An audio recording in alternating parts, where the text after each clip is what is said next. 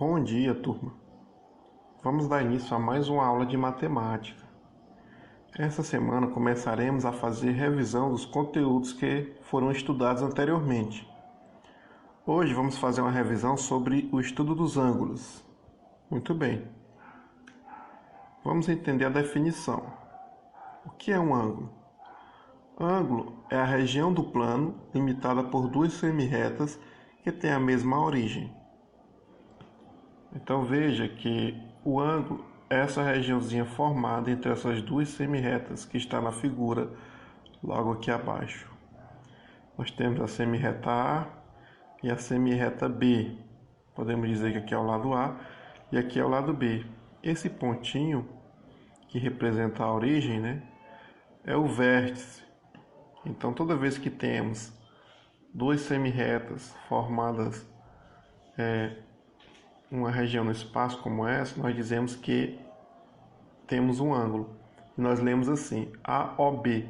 Lê-se ângulo AOB. A é a letra que corresponde ao vértice, deve ficar no meio. No caso aqui não é o A, é o O, certo? O O é a letra que fica no meio, que ela corresponde ao vértice, por isso que fica AOB. Muito bem, então essa é a definição de ângulo. Mas quais são os tipos de ângulo? A classificação de ângulo, Podemos classificá-lo da seguinte forma, quanto à sua medida, Ângulo agudo é aquele ângulo que é menor que 90 graus. Então, todo ângulo menor que 90 graus é chamado de ângulo agudo. Por exemplo, nós temos aqui um ângulo de 30 graus. Ele é um exemplo de ângulo agudo. O ângulo reto. O ângulo reto é aquele ângulo que é exatamente igual a 90 graus. Note que nós temos aqui a semirreta A e a semirreta B. Elas são perpendiculares, ou seja, elas formam um ângulo de 90 graus entre si. Outra classificação é o ângulo obtuso. É aquele que é maior que 90 e menor que 180 graus. Então, todo ângulo que tem esse valor, ou seja, maior que 90 e menor que 180, ele é um ângulo obtuso. Note aqui a semirreta A e a semirreta B formando um ângulo de 120 graus. Então, como 120 é maior que 90, menor que 180, 120 graus é um ângulo obtuso. Ângulo raso. O ângulo raso é aquele ângulo que forma exatamente 180 graus. Então, note que eu tenho aqui a semirreta A e a semirreta B. E elas estão formando entre si uma meia volta de um círculo, que no caso vale 180 graus. Então esse é o exemplo de ângulo raso. O ângulo nulo é aquele ângulo que mede 0 graus, quando os lados coincidem. Tanto o lado semirreta A quanto a semirreta B estão uma sobreposta à outra, por assim dizer. Então nós temos aqui um ângulo de 0 grau. Por fim, nós temos aqui o ângulo de um giro, o ângulo de uma volta, que é um ângulo de 360 graus. Então, imagine que eu tenho o segmento A e o segmento B faz um giro completo no segmento A. Então, nesse caso, o ângulo entre A e B vai ser de 360 graus. Por isso é chamado de ângulo de giro, que representa um círculo. Muito bem, vamos falar aqui sobre ângulos adjacentes. Vamos relembrar o que são ângulos adjacentes. Bem, ângulos adjacentes são aqueles que possuem um lado em comum, mas as regiões determinadas não possuem pontos em comum. Observe essa ilustração. Eu tenho aqui o segmento A, o segmento B e o segmento C. Então note o seguinte, nós temos os ângulos AOB, que é esse ângulo aqui, e o ângulo BOC, que é esse outro ângulo.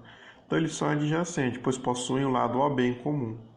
O lado OB é comum ao lado AOB e também ao lado BOC. Sendo assim, eles são ângulos adjacentes e suas regiões determinadas, elas não possuem pontos em comum. Então veja que essa região aqui e essa não possuem pontos em comum. As regiões que são determinadas. Os ângulos AOC e AOB não são adjacentes, embora possuam um lado em comum, pois suas regiões determinadas possuem ponto em comum. A região AOB pertence à região AOC. Quando eu falo em ângulo AOB, eu estou me referindo a esse ângulo aqui. E quando eu falo em ângulo AOC, eu estou me referindo à junção desse ângulo, do ângulo completo, né, que é esse segmento em verde. Ó. Então, o ângulo AOC e o ângulo AOB, que é esse aqui, laranjazinho menor, eles não são adjacentes. Porque, mesmo que eles tenham um lado em comum, mas além dos lados em comum, eles possuem regiões em comum. Então, quando isso acontece, quando eles possuem regiões do espaço em comum, então eles não podem ser adjacentes. Porque a regra dos ângulos adjacentes diz que eles devem possuir um lado em comum, mas não possuem regiões em comum, certo?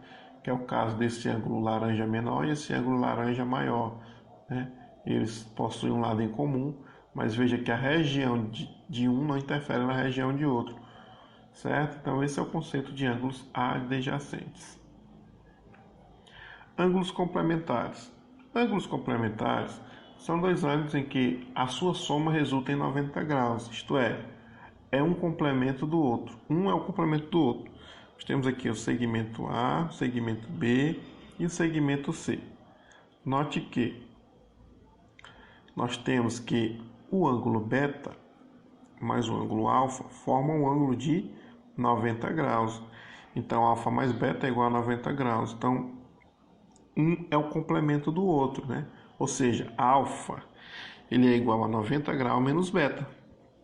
E beta é igual a 90 graus menos alfa. Então, esse é o conceito de ângulos complementares. Muito simples. E o que são ângulos suplementares? Bem, ângulos suplementares são dois ângulos que, somados, são iguais a 180 graus. Assim, um é o suplemento do outro. Note aqui o segmento A e o segmento B têm um ângulo beta. E o segmento B e o segmento C têm um ângulo alfa. Note que esse ângulo completo é um ângulo raso, né? Que é um ângulo de 180 graus. Então, nessa ilustração, nós temos que alfa mais beta é igual a 180 graus. Se alfa mais beta é igual a 180 graus, alfa é igual a 180 menos beta e beta é igual a 180 menos alfa, porque um é o suplemento do outro. Então, essa é a definição de ângulos suplementares. Vamos falar agora sobre a bissetriz de um ângulo. O que vem a ser a bissetriz de um ângulo? Bem, sabemos que duas semirretas que possuem um ponto em comum, chamamos de vértice, elas podem formar um ângulo, né? Então, a bissetriz desse ângulo vai ser exatamente o segmento de reta que parte desse vértice e divide o ângulo ao meio, né? A bissetriz é uma semirreta interna a um ângulo, traçada a partir do seu vértice, e que divide dois ângulos congruentes, ângulo com a mesma medida. Se eu tenho o segmento A e o segmento B, e eu traço um segmento C, que parte do vértice e divide o ângulo ao meio, então nós dizemos que este segmento vermelho é a bissetriz do ângulo. Assim, ó, o ângulo AOB fica dividido em dois outros ângulos, no caso aqui o ângulo AOC e o ângulo BOC, de mesmas medidas.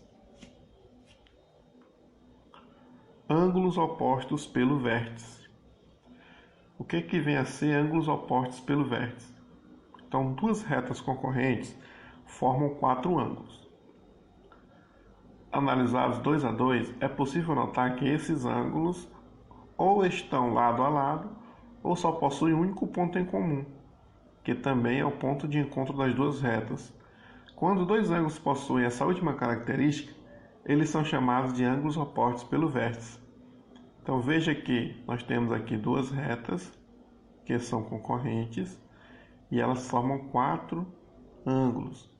E aí o que nós podemos notar? Nessa imagem, os ângulos são alfa, beta, teta e lambda. Note que o ângulo alfa e o ângulo teta, eles são opostos pelo vértice, que é o ponto de encontro das duas retas. Assim como o ângulo beta e o ângulo lambda também são opostos pelo vértice. tem uma propriedade que diz que ângulos opostos pelos vértices são ângulos iguais. Então, nesse caso, alfa é igual a θ e beta é igual a lambda. Note que se eu pegar, por exemplo, dois ângulos que não são opostos pelo vértice, como alfa e lambda, eles vão formar um ângulo de meia volta, que é 180 graus. Assim como se eu pegar alfa e beta, também forma um ângulo de meia volta, que é 180 graus. Então, quando você pega dois ângulos que não são opostos pelo vértice nesse sistema, nesse tipo específico de sistema, a soma deles vai ser igual a 180 graus. Muito bem, então essa foi a revisão sobre o estudo dos ângulos. Espero que todos vocês tenham compreendido. Façam uma atividade avaliativa envolvendo esse conteúdo. E desejo uma boa semana a todos. Tenham todos bons estudos.